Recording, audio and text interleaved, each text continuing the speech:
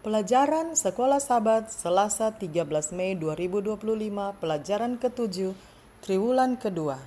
Judul untuk hari ini adalah Seperti Bara Api yang Menyala. Kerub baik sebagai makhluk hidup atau simbol emasnya muncul di seluruh perjanjian lama.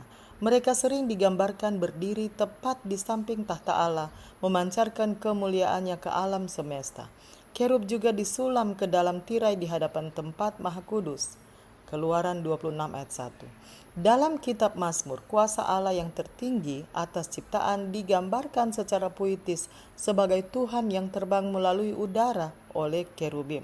Mazmur 18 ayat 11. Tuhan memerintahkan agar tabut perjanjian ditutup dengan 2 kerub emas murni dengan sayap terentang ke arah satu sama lain.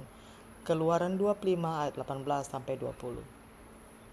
Bacalah Yehezkiel 1 ayat 4 sampai 14. Persamaan apakah yang Anda lihat di antara perikop ini dan adegan-adegan yang digambarkan dalam Yesaya 6 ayat 1 sampai 6 dan Wahyu 4 ayat 1 sampai 11? Saya baca dalam Yehezkiel 1 ayat 4 sampai 14. Lalu aku melihat, sungguh angin badai bertiup dari utara dan membawa segumpal awan yang besar dengan api yang berkilat-kilat, dan awan itu dikelilingi oleh sinar di dalam. Di tengah-tengah api itu kelihatan seperti suasana mengkilat, dan di tengah-tengah itu juga ada yang menyerupai 4 makhluk hidup, dan beginilah kelihatannya mereka. Mereka menyerupai manusia, tetapi masing-masing mempunyai 4 muka, dan pada masing-masing ada pula 4 sayap. Kaki mereka adalah lurus dan telapak kaki mereka seperti kuku anak lembu. Kaki-kaki ini mengkilap seperti tembaga yang baru digosok. Pada keempat sisi mereka di bawah sayap-sayapnya tampak tangan manusia. Mengenai muka dan sayap mereka berempat adalah begini. Mereka saling menyentuh dengan sayapnya, mereka tidak berbalik kalau berjalan, masing-masing berjalan lurus ke depan. Muka mereka kelihatan begini.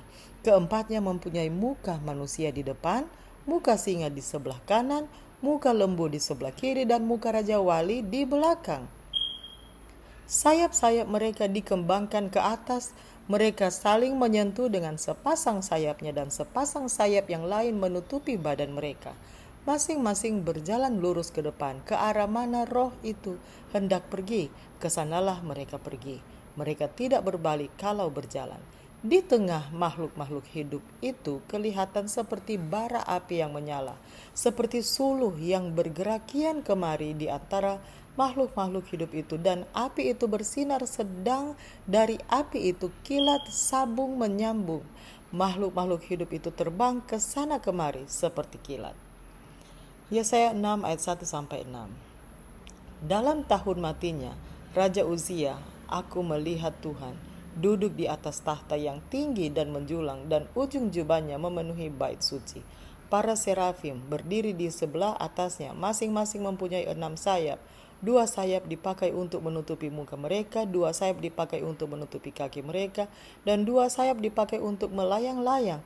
Dan mereka berseru seorang kepada seorang, katanya, Kudus, kudus, kuduslah Tuhan semesta alam. Seluruh bumi penuh kemuliaannya. Maka bergoyanglah alas ambang pintu disebabkan suara orang yang berseru itu, dan rumah itu pun penuhlah dengan asap. Lalu kataku, celakalah aku binasa, sebab aku ini seorang yang najis bibir, dan aku tinggal di tengah-tengah bangsa yang najis bibir. Namun mataku telah melihat Sang Raja, yakni Tuhan semesta alam. Tetapi seorang daripada serafim itu terbang mendapatkan aku. Di tangannya ada bara yang diambilnya dengan sepit dari atas mezbah. Wahyu 4 ayat 1 sampai 11. Kemudian daripada itu aku melihat sesungguhnya sebuah pintu terbuka di sorga, dan suara yang dahulu yang telah kudengar berkata kepadaku seperti bunyi sangkakala, katanya, naiklah kemari, dan aku akan menunjukkan kepadamu apa yang harus terjadi sesudah ini. Segera aku dikuasai oleh roh, dan lihatlah sebuah tahta terdiri di sorga, dan di tahta itu duduk seorang, dan dia yang duduk di tahta itu nampaknya bagaikan permata yaspis dan permata sardis, dan suatu pelangi melingkungi tahta itu gilang gemilang bagaikan zamrud rupanya. Dan sekeliling tahta itu ada 24 tahta, dan di tahta-tahta itu duduk 24 tua-tua yang memakai pakaian putih dan mahkota emas di kepala mereka. Dan dari tahta itu keluar kilat dan bunyi guru yang menderu, dan 7 obor menyala-nyala di hadapan tahta itu, ialah ketujuh roh Allah. Dan di hadapan tahta itu ada lautan kaca bagaikan kristal di tengah-tengah tahta itu, dan di sekelilingnya ada 4 makhluk penuh dengan mata di sebelah muka dan di sebelah belakang. Adapun makhluk yang pertama sama seperti singa, dan makhluk yang kedua sama seperti anak lembu, dan makhluk yang ketiga mempunyai muka seperti muka manusia, dan makhluk yang keempat sama seperti burung nazar yang sedang terbang. Dan keempat makhluk itu masing-masing bersayap 6 sekelilingnya, dan di sebelah dalamnya penuh dengan mata, dan dengan tidak berhenti-hentinya mereka berseru siang dan malam, Kudus, kudus, kuduslah Tuhan Allah yang Maha Kuasa, yang sudah ada dan yang akan datang.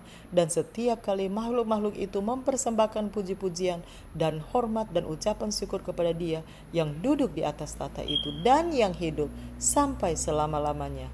Maka tersungkurlah ke-24 tua-tua itu di hadapan Dia yang duduk di atas tahta itu, dan mereka menyembah Dia yang hidup sampai selama-lamanya. Dan mereka melemparkan mahkotanya di hadapan tahta itu sambil berkata, Ya Tuhan dan Allah kami, Engkau layak menerima puji-pujian dan hormat dan kuasa, sebab Engkau telah menciptakan segala sesuatu, dan oleh karena kehendak-Mu semuanya itu ada dan diciptakan. Kepada Yehezkiel ditunjukkan tampilan kuasa Tuhan yang mengesankan. Ini adalah pemandangan yang membingungkan untuk memulai, sesuai dengan kesulitan yang dihadapi umat Tuhan saat itu. Orang-orang pilihan tidak berada di tanah perjanjian, tetapi dalam pembuangan di Babel. Saat Yehezkiel mempelajari pemandangan yang ditempatkan di hadapannya, dia melihat ke atas dan melihat tahta Allah di atas segalanya. Perhatikan kesamaan penting dengan penglihatan tahta lainnya. Makhluk hidup yang disaksikan Yehezkiel memiliki wajah yang sama dengan makhluk hidup dalam penglihatan Yohanes: singa, raja wali, lembu, dan manusia. Makhluk misterius berwajah 4 itu tidak disebutkan secara spesifik dalam gambaran awal Yehezkiel, tetapi kemudian di adegan ruang tahta lainnya. Lihat Yehezkiel 10 ayat 1-21. Mereka disebut kerub, dan kita juga menemukan bara api dari penglihatan Yesaya tentang serafim. Mereka berbagi wajah makhluk hidup yang disebutkan dalam penglihatan Yohanes.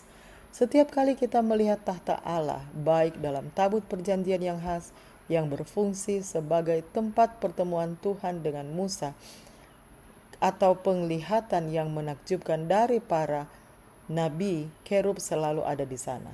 Mereka terikat erat dengan tahta Allah. Semua makhluk Tuhan dirancang untuk mencerminkan kemuliaannya. Apakah kita berbicara tentang ras manusia yang diciptakan menurut gambarnya, atau makhluk malaikat yang ditempatkan tepat di sebelah tahtanya yang mulia? Kudus, kudus, kuduslah Tuhan Allah yang Maha Kuasa. Bagaimanakah kehidupan Anda dibandingkan dengan kekudusan yang Yehezkiel saksikan di sini? Apakah jawaban yang Anda beritahu tentang kebutuhan Anda akan Injil? Demikianlah bacaan pelajaran Sekolah Sabat Selasa 13 Mei 2025. Sampai bertemu di bacaan pelajaran Sekolah Sabat hari berikutnya. Tuhan memberkati.